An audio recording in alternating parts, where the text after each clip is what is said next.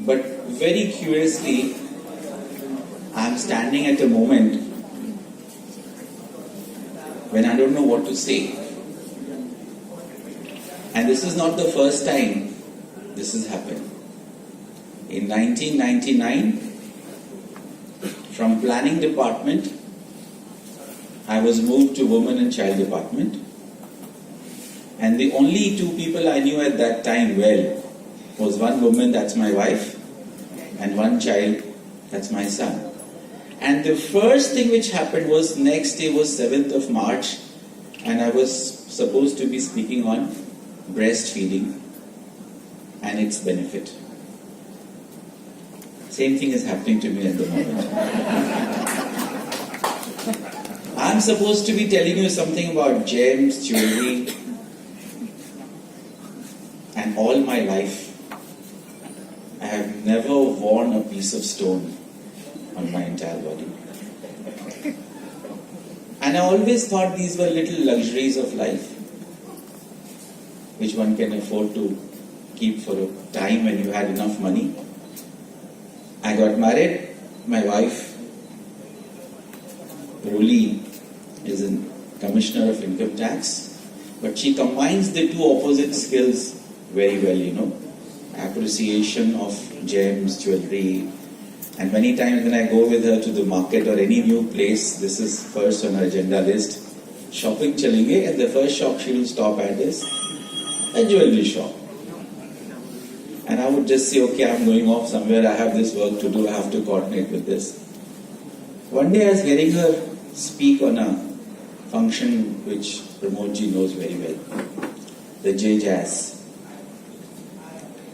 And I thought, how will she tackle such a question? Because question was asked to her. And I'm copying her and I have her permission to say so. What do you look for in jewelry? Without any side meaning.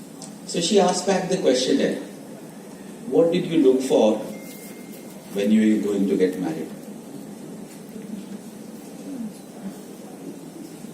What were you looking for when you were getting married? Presuming I'm a boy and I'm going to marry a girl. So the answer is, for jewelry that should fit your budget, like the girl should be of the same background, of the same people, so that she can adjust. Should promote your assets, to project you, the positive, and to hide your negatives. And I've seen some not so good looking ladies really wearing beautiful jewelry. But the most important thing is, which beats everything else, nobody else should have it. Like your wife, like your jewelry piece. Because if you find that jewelry piece with anybody else, the first thing negative that you think of is the person you bought it from. अच्छा, इसकी तो बहुत सारी copies हैं, ये तो सब पढ़ रहे हैं. I'm from IIT, and these degrees which the anchor MC mentioned are actually pickups, you know. When Sarkar posts you to areas when you have a lot of time, when you have nothing to do, and it's a up and down, it's an oscillating career. So every time they posted me to keep my sanity, every time they posted me to an assignment which was not to my ambition, not to my ability as I thought, let me pick up a degree. When I was in IIT, and now I'm in continuous touch with people who are in technology, why I'm mentioning this is the last part. The last answer is how to be unique, how to stay ahead. The key is technology. The skills that I picked up at that time are irrelevant today. I was good at Pascal, COBOL, Fortran, the languages we learned in 1980s. And today, when my son goes for software engineering and I talk to him and I tell him, "Bete, kya padh rahe ho? Are you learning software?" Yes, he did his software. Now he is in the IRS customs.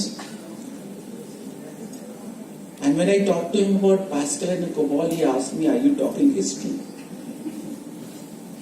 There is nothing like that. You are supposed to be doing C++, and I don't know how many pluses you've added. I was good at map reading, civil engineer. You're supposed to track. Who talks about map reading?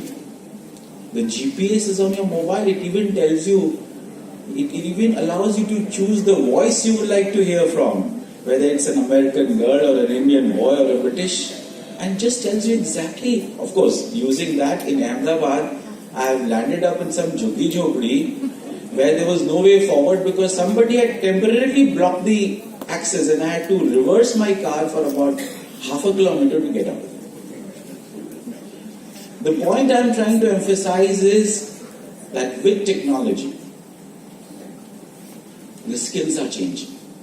And the skills are changing faster than you are acquiring them. And the winner in this game is the one who understands change. Unfortunately, there is none. Because change is happening at a pace you cannot imagine. The human minds, historically, genetically, are trained to think linear. दो और दो चार, चार और चार आठ.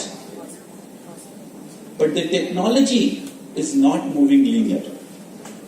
And it's moving exponential. I'll give you a very small example. Suppose the distance from where I am standing to the end of this wall is 30 meters. One step of 1 meter you take and you will take 30 steps to reach that end. Suppose I change it. I just change one factor and I say these 1 meter 30 steps are not linear but exponential. Would you like to take a guess as to where will I reach? Any guesses? 30 exponential steps. Sorry, I'm trusting my IIT or a law or 10 to the power 2 to the power 29 or something like that. But we have to understand what's happening.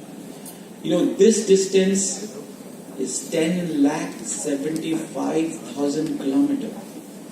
The distance from Earth to the moon is only 3,84,000. It will take you to the moon, bring you back, and still